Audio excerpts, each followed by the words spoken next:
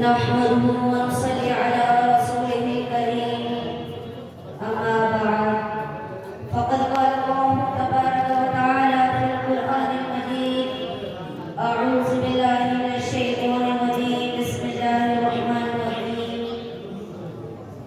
ذلك الكتاب لا ريب فيه هدى للمتقين وقال النبي صلى الله عليه وسلم خيركم من تعلم القرآن وعلمه. الہی رونق اسلام کے سامان پیدا کر، الہی رونق اسلام کے سامان پیدا کر، دلوں میں مومنوں کے الفت قرآن پیدا کر۔ صدر محترم، اسٹیج پر رونق افروز بزرگان دین و حاضرین جلسہ، آج کی اس محفل میں اور آج کے اس مبارک اجلاس میں میرا موضوع سکون دنیا کی سب سے پاکیزہ اور مقدس کتاب قرآن پاک ہے۔ ہمیں جھڑتے سورج کی طرح یقین ہے کہ اس کا ایک ایک حرف سچا اور صادق ہے۔ وہ قرآن جس کی زبان مقدس، بیان مقدس اور جو فصاحت و بلاغت کا ڈھاٹے مارتا سمندر ہے، جس کے متعلق ارشاد بنی ہے قرآن وہ کتاب ہے جس کے صادق اور برحق ہونے میں کوئی شک و شبہ نہیں، اور جس کے بارے میں مسلم انسان حضور پاک صلی اللہ علیہ وسلم نے ارشاد فرمایا کہ تم میں سب سے بہتر وہ شخص ہے جو قرآن کو سیکھے اور سکھائے۔ دعا کیجیے کہ خدا قدوس ہم سب کو قرآن پاک کی دولت سے مالا مال فرمائے، آمین۔ نوجوان دوستو، قرآن پاک رب ذوالجلال کی طرف سے عطا کر ہوا وہ حسین تحفہ ہے کہ جس نے 23 برس کی قلیل مدت میں پورے عالم میں وہ انقلاب برپا کر دیا کہ بڑے سے بڑے فصحا، بلغا، ادبا اور شعرا ایرانی شجر رہ گئے، جس کی آیتوں کو سن کر پتھر کے منہ ہو گئے۔ دوستو، یہی وہ قرآن ہے جو رہتی دنیا تک کے انسانوں کے لیے سراپا ہدایت و رحمت ہے۔ یہی وہ قرآن ہے جس نے رسول کی رسالت کو اعزاز بخشا۔ یہی وہ قرآن ہے جس نے بسر مدعوں کو تازگی بخشی۔ یہی وہ قرآن ہے جس کی برکت سے جنات و شیطان کا آسمانوں پر جانا بند ہوا۔ یہی وہ قرآن ہے جس کے بدولت محبوب حقیقی کی رضا نصیب ہوتی ہے۔ یہی وہ قرآن ہے جو سچائی اور امانت داری کا درس دیتا ہے۔ یہی وہ قرآن ہے جس کے بدولت عمر فاروق رضی اللہ تعالیٰ عنہ کو ایمان نصیب ہوا۔ یہی وہ قرآن ہے جس کی نظیر پیش کرنے سے ساری دنیا عاجز و کاسر رہی۔ یہی وہ قرآن ہے جس کا مثل پیش کرنے سے عرب کے فصیح و بلیغ زبانداری کا تعمیر کرنے والوں نے گھٹنے ٹیک دیے۔ یہی وہ قرآن ہے جس نے تلاوت میں دلوں کے واسطے فرحت و بشاشت کا سامان ہے۔ یہی وہ قرآن ہے جس کی حفاظت کا وعدہ خود خالق کائنات نے فرمایا۔ یہی وہ قرآن ہے جس نے ذہنی قوتوں کو جلا بخشا۔ یہی وہ قرآن ہے جس کی برکت سے اجڑے چمن میں باہر پیدا ہوئی۔ محترم حضرات، آج کے اس معصوم دور میں حافظ کلام پاک کو فضول سمجھا جاتا ہے، اس کے الفاظ رٹنے کو حماقت بتلایا جاتا ہے، کہا جاتا ہے کہ اس کا رٹنا اور بے سمجھے کرنا سود ہے۔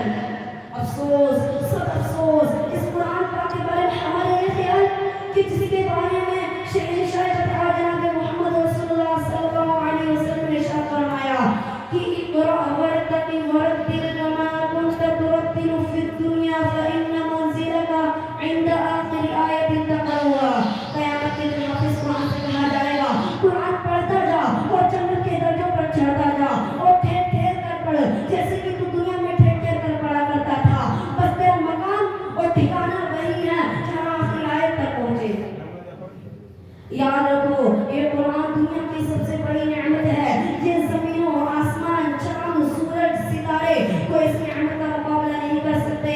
یہ قرآن رب کائنات کا مقدس اور عظیم کلام ہے، اور یوں نہ ہو کہ جبکہ اس کا اتارنے والا امین، جس کے ذریعے سے اتارا گیا وہ بھی امین، جس ذات پر نازل ہوا وہ بھی امین، جس مقام پر نازل ہوا وہ بھی امین، جس مہینے میں نازل ہوا وہ تمام مہینوں سے افضل، اور جس رات میں نازل ہوا وہ 1000 مہینوں سے بہتر ہے۔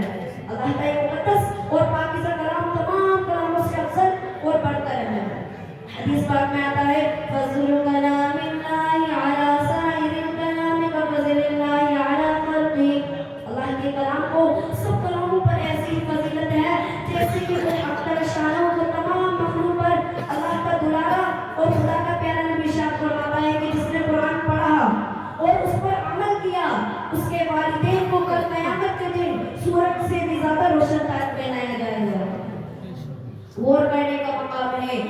والدین کو اس گروہ قدر انعام سے نوازا جائے گا تو خود پڑھنے والے کے مقام اور مرتبہ کا کیا عالم ہوگا.